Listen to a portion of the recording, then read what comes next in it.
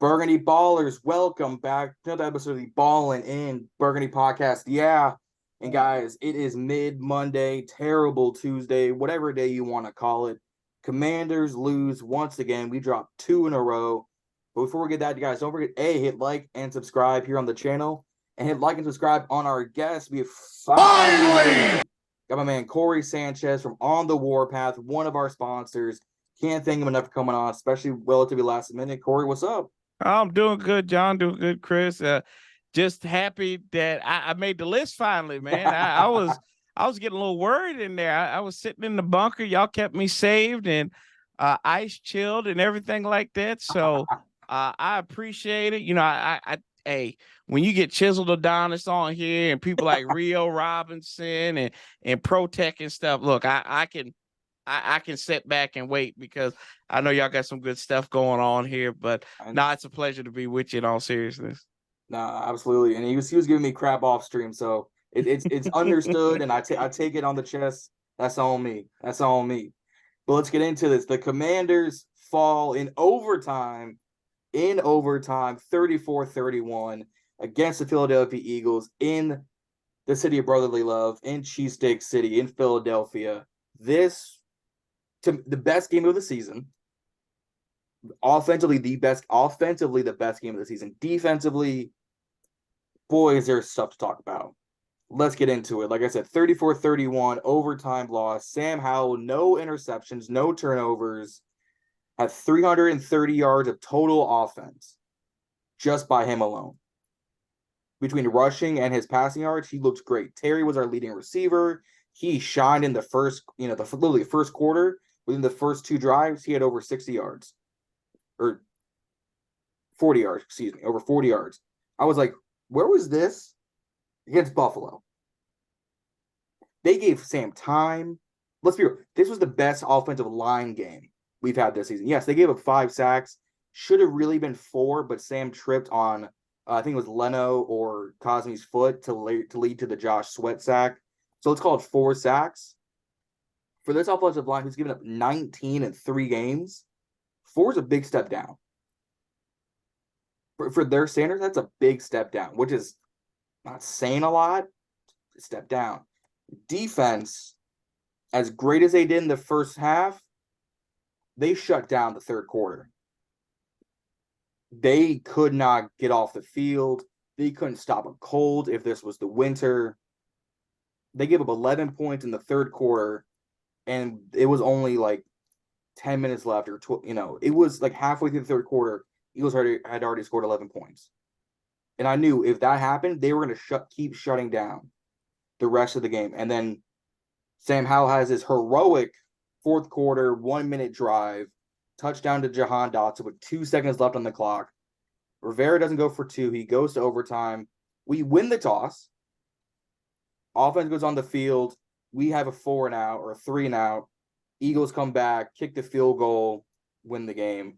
Corey, I'm going to start with you. What did you think of this game? Oh, it stung, man. I ain't gonna lie. It stung. It's like, I'm glad I'm not allergic to bee stings because that's exactly what it felt like. And I'm still looking for an EpiPen for it. But, I look at this. This is going to be a game that you look back on. And if we're in the opportunity in December and January and possibly make a playoff push and we need to get a game, this will be the first game we look back on and saying, this is the one that I wanted. This is the one that we needed to have to put us in that position. So, it's unfortunate. I look at the opportunities that we had. We took advantage of them in the first half. We didn't take advantage of them in the second half. And that begins and ends with Ron Rivera. The fact that, we'll start from the last play of the regulation. Yeah. You should have went for 2. I can sit here and argue the play design or what you should have went for if you didn't make it, but for the opportunity and then the excuse you give to say, our guys were gassed. So you already you've already put a doubt in saying that, well, you're not thinking about your team's capabilities or, you're scared that they're going to go out here and mess something up. So you already put doubt in everybody's mind. instead of saying the easy thing is, I'm putting us in the best situation I believe for us to win. Okay, all right. Then we can argue with semantics. But to me, you go. I think go for 2 and you roll with it. The fact that Jack Del Rio did nothing to help Emmanuel Forbes is despicable, and it's downright malpractice because the young man, he went out there, he battled towards the end. He had 2 pass breakups towards the late part of the game, but I mean, he was on an island the whole time. He's literally Tom Hanks and was it Castaway or whatever. He Wilson. That's all he was doing the whole time. You can't leave that young man out on the island. But I like that he was mad. I like that he was angry about it because to me that showed a lot of his character. I think he's going to get better too. And usually when we draft a defensive player from Mississippi State, we have a good track record with it. You look at Montez, Preston Smith, Fred Smoot, of course. We do good with the Bulldogs in there. So I'm not worried in that respect. But, and then you hear, oh, the moral victory, the moral this, the moral that.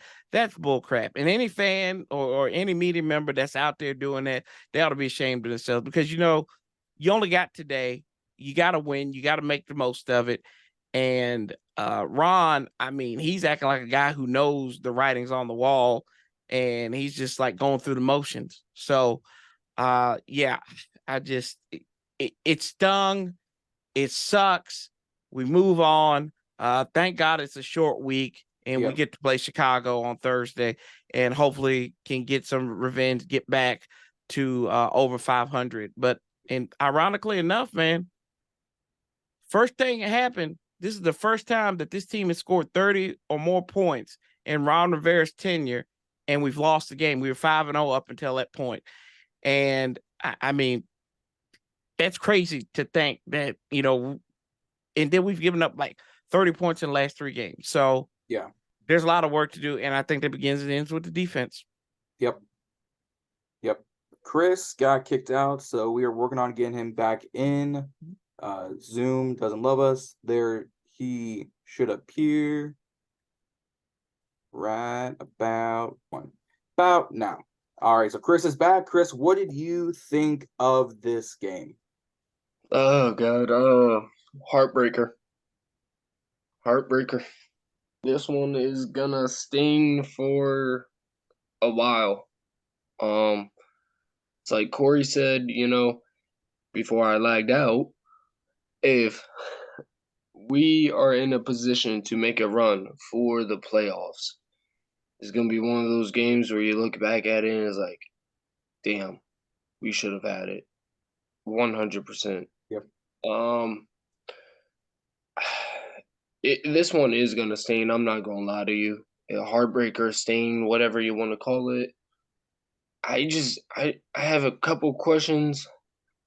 The one thing I will say before I have those questions, I agree with Ron Rivera on not going for 2. I do agree with that.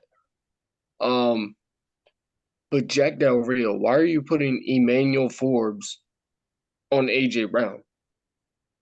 Can you answer me that, Jack Del Rio? Like personally, like I want a DM on Instagram saying why you did that. Another thing is, why are 4 first-round defensive linemen, Jonathan Allen, Montez Sweat, Chase Young, and Deron Payne, getting to Jalen Hurts at least 3 times? At least 3 times.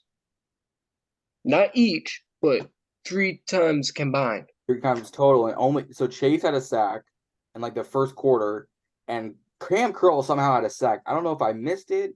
I don't know if they called something. It was that play where Hurts ran like right side, and it looked like it was a no game, but it was technically a sack. And that's how Curl got the sack. Okay.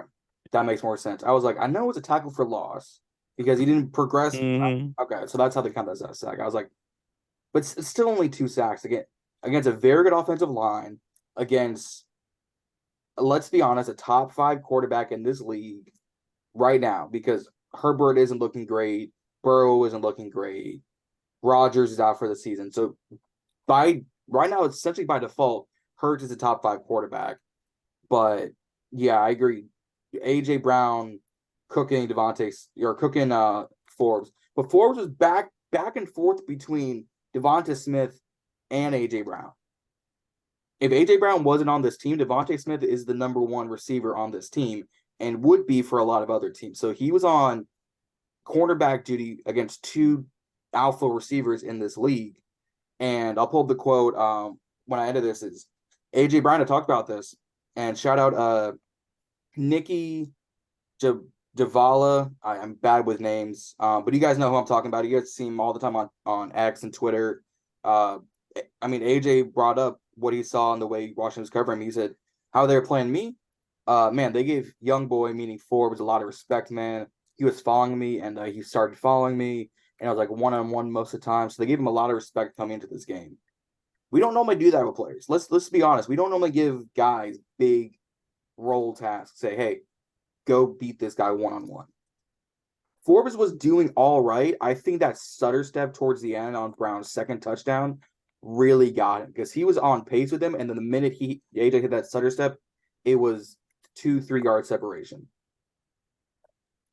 And then the Devonta Smith catch in the first quarter or the first half, his arm was there. Devonta is just a freak athlete to watch the ball come trickling down against his body and catch that because his arm was pinned to the turf and the ball was sitting right there.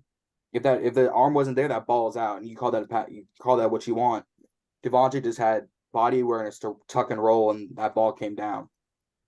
But I think if this was Juice, Fuller, or even Christian Gonzalez, I don't think he gets this much. But again, Forbes is young; he's still growing.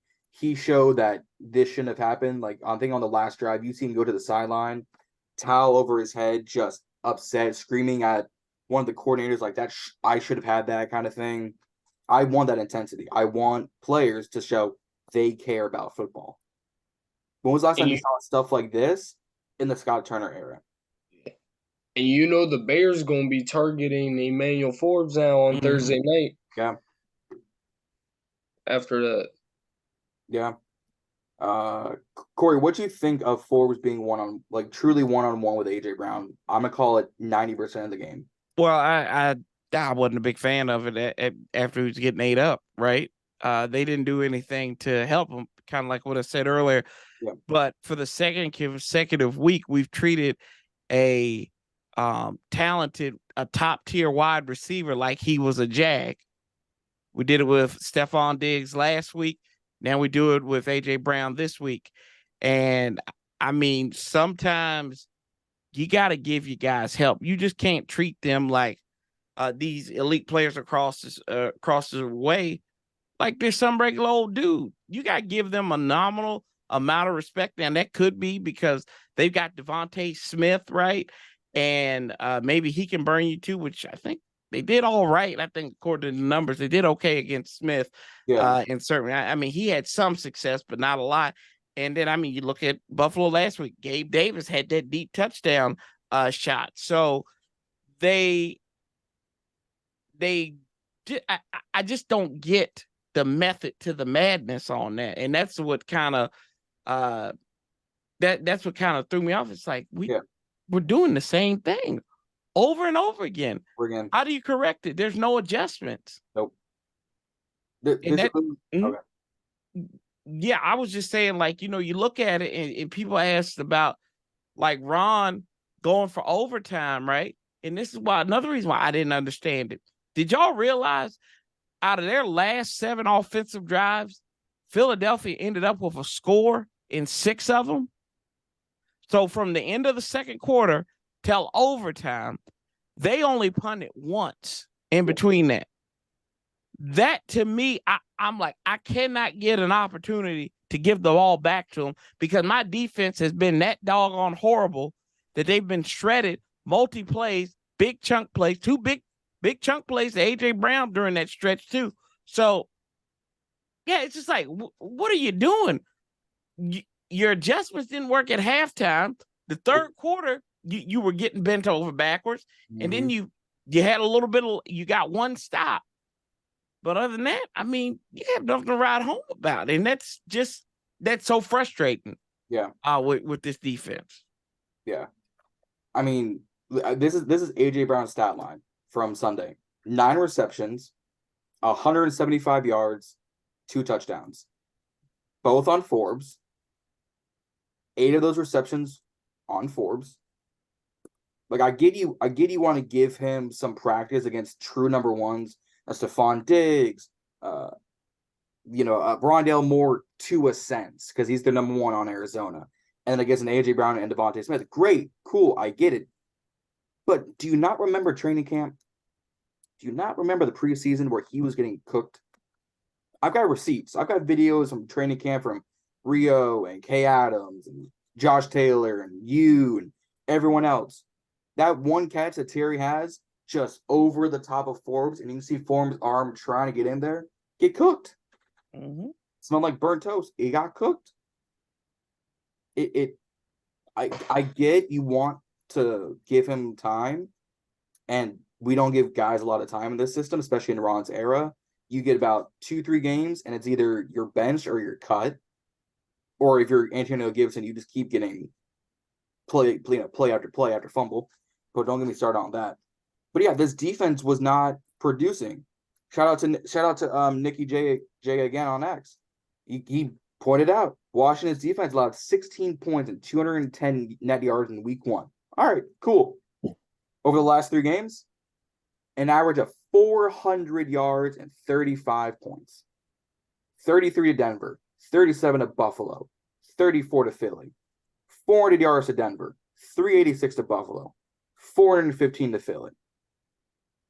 Red zone, Denver, 50%. Buffalo, 50%. Philly, 50%.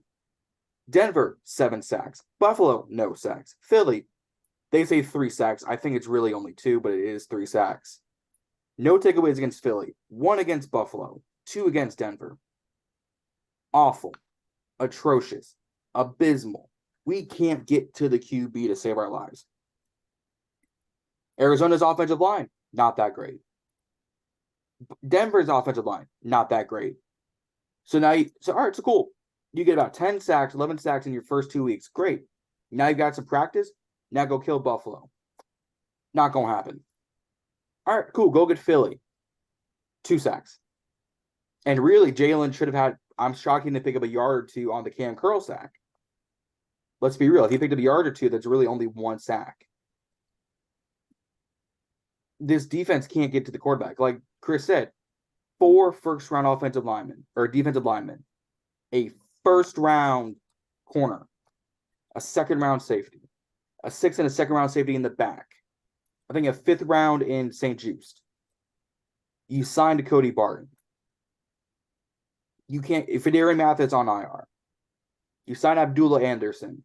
You have F.A. Obata.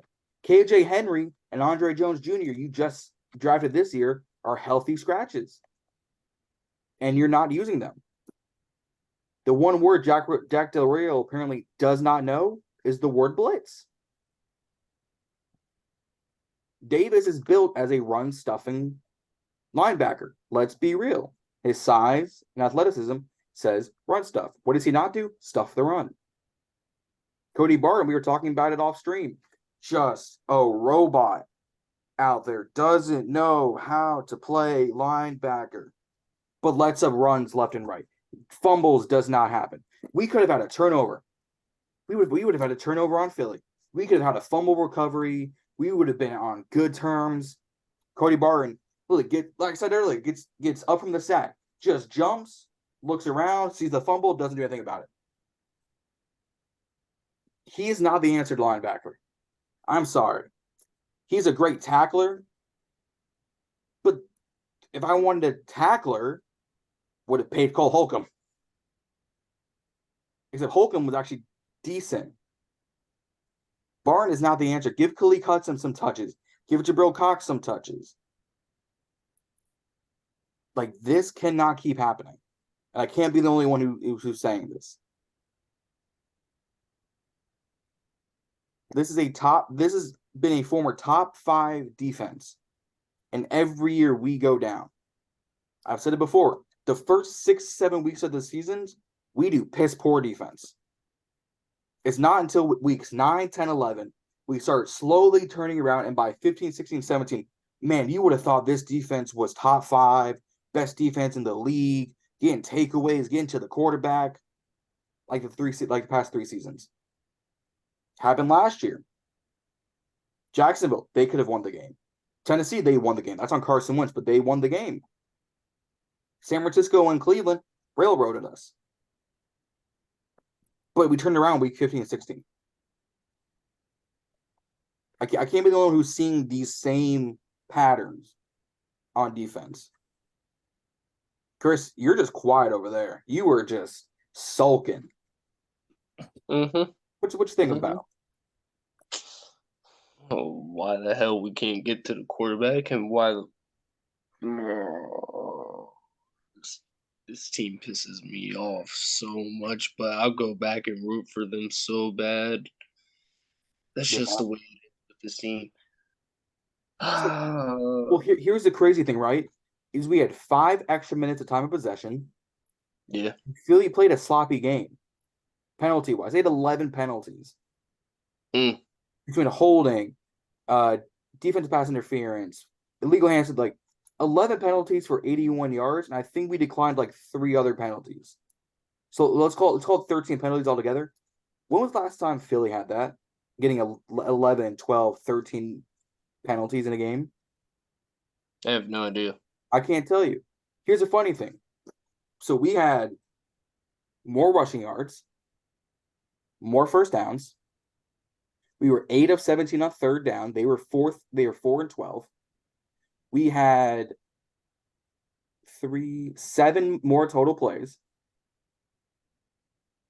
5 less penalties, and we lost the game. Shoot ourselves. We literally the Plaxico Burress challenge. Just shoot ourselves in the foot. That's wild. It's wild, but it's true. We find ways to shoot ourselves in the foot. We do that every week. Yeah. Every week. We almost did it against Denver. Mm-hmm. There was no reason they should have had that Hail Mary touchdown. I can get the 2 sideline receptions. All right, cool. That's boundary football. That's prevent defense. Fine. But he had 3 guys touch the ball against Denver, just playing volleyball. Isn't the idea of a corner and a safety when you get in that position to spike the ball, not alley-oop? That was Emmanuel Forbes too. It was on Forbes and it was on Butler. Yeah. The Hail Mary was all on Forbes too, because he was the one that was in the middle of it. So Christie was on the back end that the ball went over. Yeah, I don't know, man. It seems like the more we have, the more excuses are made. I mean, it's been like, and this is where my frustrations with Ron comes into the fruition. It's too many excuses, and then it's like he doesn't use the same energy on it. It's like he's been underlyingly critical of EB, but he hasn't been as critical as with Jack. Nope. And it's like, it's not like, well, we need to talk to Jack to make sure this is correct. We need to make sure that it's been about EB. It's been about Sam. Oh, we have to check with EB on it. We have to check with EB on it. But Jack Del Rio has been here, man. It's been here 4 years. You yourself, your defensive coordinator were linebackers in the National Football League. Yep. The fact that your linebacking core is one of the weakest spots, not only on your defense, but your entire team, probably next to offensive line overall on the team. That, and I said this before, we would have more if Ron can't draft a linebacker, we have more problems than we know to deal with. And 2 years later, I'm sitting there like, I hate being right on it, but I am, and now we're seeing it. But they don't want to correct anything. Nope. And to your point, I thought we did wonderful on third down. That's something that we can build on as defense. But The underlying fact is those first down plays, those second down plays, those were killers. Those were chunk plays. And, you got to get off. You have to get off the field. Like there's, especially against a good team like Philadelphia. Yeah. I was listening to, I think it was Sheehan or something, and he was saying that you got to be +2 in the turnover battle. Yeah. We were nothing up with them. We were even. And we could have been 1-0 on it. Took away that point because I think that drive ended in a field goal or something. Yeah. So there you go. There's your 3 points right there. There's your 3 points. And then on the opposite side, like you look at offense, where's the urgency on the offensive line? Andrew Wiley's terrible. Yeah. I've seen enough. I've seen enough of the Andrew Wiley experience to know that it's not going to work. Mm-hmm. It's just not working. Give me Cornelius Lucas. I can live with Charles Leno right now, although I'm not happy with him. But it's better than Wiley. It's better than Wiley. Oh yeah, he's better. Oh heck yeah, he's better than Wiley. I mean, me, and my 92-year-old grandmother would be better than Andrew Wiley right now. The dude, I've seen less turns at a hotel than I've seen on Andrew Wiley this year. So I don't know, man. It's just it's so frustrating to see us do the same things and make it seem like it's new because they hook, line, and sinker. And kind of what Chris was saying, like, I get so mad at this team. I get so mad at this team every week. And you know how stupid I am? I come back every single week and I root for this team. And I'm like, you know what? They may have changed. Hell, they haven't changed anything. The same thing. We're still on the same dirty diaper from 10 years ago, just boo-booing all over ourselves. And I need somebody to come. I do have hope. We have adults in the room coming now, and I need them to basically get me somebody who could just be worried about football, who could be worried about X's and be a leader of men. I think Ron's done, character-wise, he's done a good job. But right now, like this game, it was a microcosm of what we have went through over the last 4 years. Just not doing enough to close the deal. Yep. We did it last year. We did it in 2021. The division was so terrible in 2020 that we were able to edge it out. So, it's just more of the same, man. And like I said, I don't know, bro. It's wild. It amazes me the ineptitude sometimes. Yep. Speaking of Andrew Wiley, he gave up 6 quarterback pressures in a sack and a half. He was let's call it half the reason Sam got sacked. Was Andrew Wiley. And Chris, you were on and watching the podcast during the offseason where I was putting my hand up saying, hey, let's go assign Andrew Wiley. He's played with EB. He protected against a really mobile quarterback, Patrick Mahomes. He can get him on a cheap deal. He'll be better than what we were playing with. I'm wrong. I was wrong since week 2. Wiley is not the answer. Nope. And I get Braden Daniels on IR, and he drafted him to be the replacement. Cornelius Lucas, like someone, and then whoever our backup tackle is, put him in. Put Cosme back at tackle. Because he didn't play half terribly at tackle the times he had to last season. It's not great. The offensive line is giving. Sam now has 24 sacks on the season. He is still on pace for triple digits. If not, maybe just a tad bit lower. Corey, you and I are both old enough to remember the RG3 days. I don't remember the offensive line giving up. I remember the RG3 days, man. Chris, you're old enough to remember them, but you're 3 years younger than me, so you're just a little bit younger. Yeah. I don't remember RG3 getting killed like this. I don't even remember Haskins, God rest his soul, getting killed like this. Oh, he did. He did. I remember in 2019 when Jay Gruden threw him out there. He got beat up bad. And then Griff, a bad offensive line was the reason why he didn't start in 2015, right? Remember true, in yeah. the Detroit game, that preseason game in 2015. Yeah. Bro Jay got Gruden like just a concussion that game. yeah. Oh yeah, I've got like a meme or something on my Instagram way back when on there, and it's hilarious. But I'm just like, yeah. And we used to not have bad offensive linemen. We used to, we were spoiled Chris for Samuels. Chris Samuel for a whole decade we had him, and then Trent Williams. Yep. Some of y'all might remember John Jansen at right tackle. Yep. He was good for a few years. Then he got hurt. I remember they brought in Randy Thomas from the Jets before. Center, we had Casey Robach for years, who was pretty good. Yeah. And we drafted a sheriff in the 2010. Yeah, we had Sheriff, and just and everything seems like the offensive line has went down south, really, since Trent got traded. Yeah. And I get that. I don't blame Ron for that, because I think the time was already done. The writing was all on the wall. I blame him somewhat for Brandon Sheriff, but I don't blame him that much, because let's be honest, Brandon Sheriff has somehow found the health horseshoe once again. The fountain of youth. Yeah, he's found the fountain of youth. So to me, I'm like, I don't know if so, but you did nothing to replace it. But hell, we got Quan Martin, guys. So that was worth drafting in the second round. Quan Martin, who's played less than 40 snaps of football.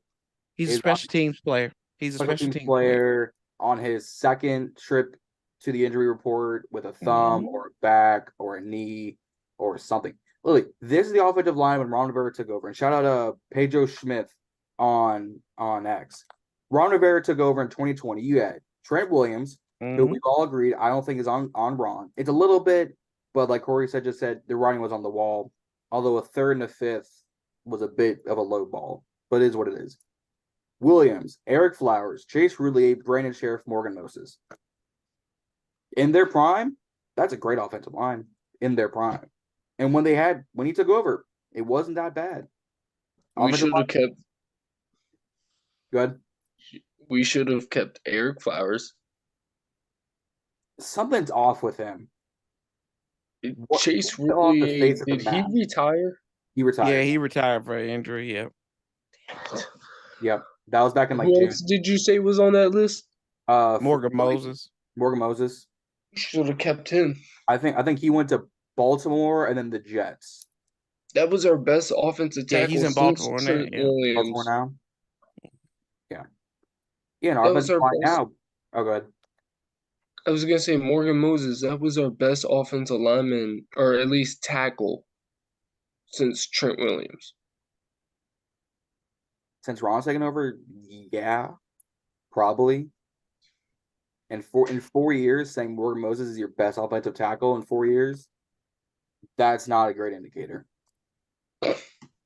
You could have had Osiris Torrance at guard. You could have drafted John Michael Schmitz at center. You could have taken a tackle last year. But you refuse to address that you have a bad offensive line. We gave up 40-something sacks last year to 3 quarterbacks. Because Heineke had 19, I think Wentz had 26, and Howell had 3. If memory serves me right. We let up a shit ton of sacks last season, and that's through three quarterbacks. Sam's at 24 in 4 games. That's more than Heineke got sacked. That's just about more than Wentz got sacked.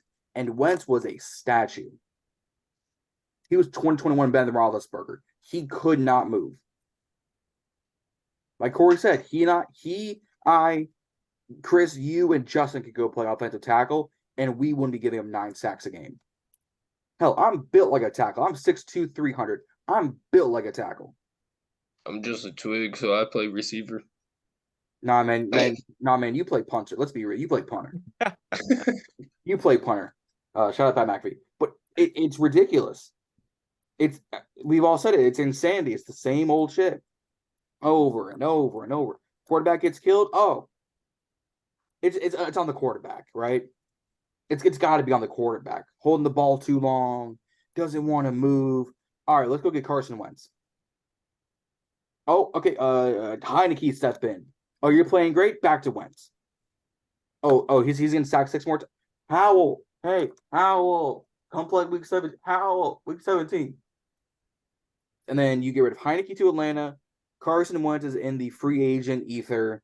Howell, hey, I know we didn't beef up the offensive line. I know that Roulier retired and Wes went to the Jets, but come back. We need you. 24 sacks. Hey, Cody Barton, come play tackle for us. Giving up every run in the book. Like you seriously would have thought Cody Barton is just Drax, just standing there like, if I stand here long enough, they won't see me. That's exactly what he's doing. Just you would have thought he was Banner from Infinity War. He doesn't want to come out and play. I don't feel like it. It's insanity. Because Howell played great. Let's be honest. He played great. He was getting the ball out quick. He was moving up in the pocket. He was running with his legs. Receivers played well. Tight end played well. Running backs played okay, but it's Philly's defensive line. It is what it is. Defensive line, you would have thought no one was getting hurt. You see Chase in coverage. The hell are we doing? We can't seem to get to the quarterback. We can't seem to not have a turnover. Something's got to change. Whether it's Jack gone, I think we can all agree this is Ron's last season as head coach. If they don't make it. I think even if they do make it, I think he's gone. 4 years and he has a sub 500 and a tie. I don't know. He could. I think if something breaks right, I think that he could be back. Unfortunately, I just don't think that Josh Harrison them would cut him if they knew that they were able to get it going. And this is the time of year when they start getting it rocking and rolling. And as for how bad Washington has been under Ron Rivera, this is the best September we've had under Ron Rivera. The first quarter, 2-2. Yeah. I mean, we're not in no 1-5, 1-4 hole. We're 5. Yeah, we're 500, middle of the pack. So I mean, there's still things that the sky's not falling.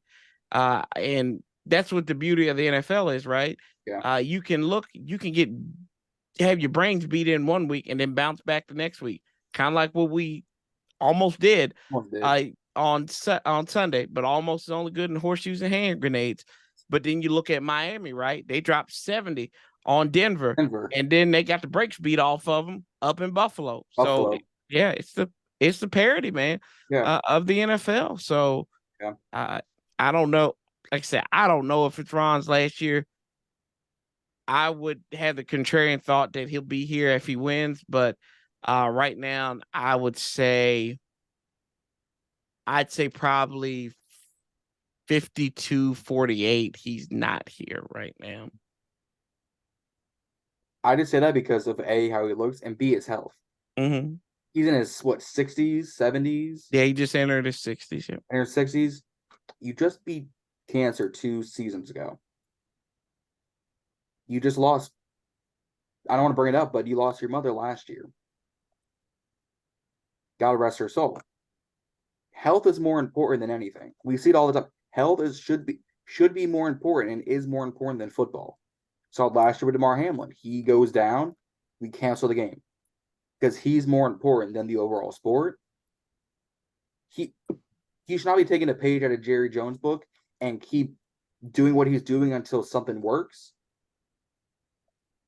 If your health is in jeopardy, take a step back. Let EB take over. Show why he's either A, one of the best offensive coordinators in the league, or B, why he's not a head coach. It's got to be one or the other. He can't be both. He doesn't sign to let's be real. He doesn't sign to this team unless he sees a way to be head coach. New ownership, true rookie quarterback, good set of receivers, big time defensive line, young secondary, new stadium in the works. There's no way he doesn't find a way to become head coach unless Ron's out the door and writing's on the wall. Or at least to me, I see it that way. Yeah. It's kind of an enigma too, man. You think about if the team's terrible, right? Why would you keep EB? Right. And I mean, the offense might have flourished, but the defense is terrible, and you only get like 6-7 wins this year. Well, to me, I think I just need somebody new, and I would just rip the Band-Aid off. Because the potential of possibly him bringing in some of the people from the previous coaching staff, that there's a high possibility of that. I'd rather start with somebody new, and then if he does do well, if the team does do well, right, chances are, like we said, Ron might be back. EB's not going to come back for a second go around for this if he can get a head coaching job. Nope. Because if we do well, and Chicago decides to clear house, or Arizona decides to clear house, or Minnesota decides to clear house, and there's let's say there's 3 head coaching opportunities. You can draft your players. You have one or multiple top 10 first round picks. Would you say no to that? Or would you say, man, I really like these guys in Washington. I've done all I can. I'm going to stick around for another season. Now you going to be a head coach, bro. Yeah. But it's definitely interesting. It's definitely on a short week this week, so yeah, see what happens. Yeah, we're on a short week, so not only do we lose on Sunday, October 1st, we then go home, practice today and tomorrow, and today being Monday night, tomorrow being Tuesday when you guys see this, and Wednesday, we prepare for Thursday night football at home, 0-4 Chicago Bears. And we got a big announcement. I'm also going to clip this for later. At least myself, BIB will go live Thursday night. We're going to live stream Thursday night football. We live stream the draft. Grace, you'll be there? Mm-hmm. We live stream the draft. If you guys watched the draft coverage, we live streamed that. We're going to do our first ever game live stream Thursday night. Justin will be at the game. Rio will probably be at the game. Tony will probably be at a watch party. We're going to go live for Thursday night football and see, hopefully, a lot of you guys there. Hopefully, we see the Commanders win. Yep. But, yeah, Thursday night football live stream, BIB. We'll see how this rolls. But, yeah, misery Monday, terrible Tuesday, wacky Wednesday, thirsty Thursdays, whatever you want to call it, Commanders lose. And you see us just not feeling very optimistic about this team after 4 games. Because we easily could have been 3-1 and been on cloud 9. This is what we do. We drank our own Kool-Aid. I've said it before. We are the Colorado Buffaloes of the NFL right now. You start hot, you play a real opponent, you get throttled. And then you play a game that you're supposed to get throttled. You make a big comeback, and then it's just the rug's just ripped out from your feet. Colorado did that. They started 3-0, throttled by Oregon, barely lost to USC. Started 2-0, got throttled by Buffalo, almost beat Philly. That's the best way I put it. Yep. And I don't think I'm wrong with that analogy. Nope. And any last thoughts y'all want to put on this this mid-Monday? Nope. Just guys, you see how just defeated we are when Chris says no. Corey's just like, what's left to say? Hey, I put this one in the back of my mind, man. It's just like, you move on. We didn't win this one. Don't learn from it. Don't let it hinder you. There's a whole lot of football to be played. No such thing as moral. We almost won and all this stuff. I guess if you want to say something morally right, they had to have a all-out game from AJ Brown to beat us.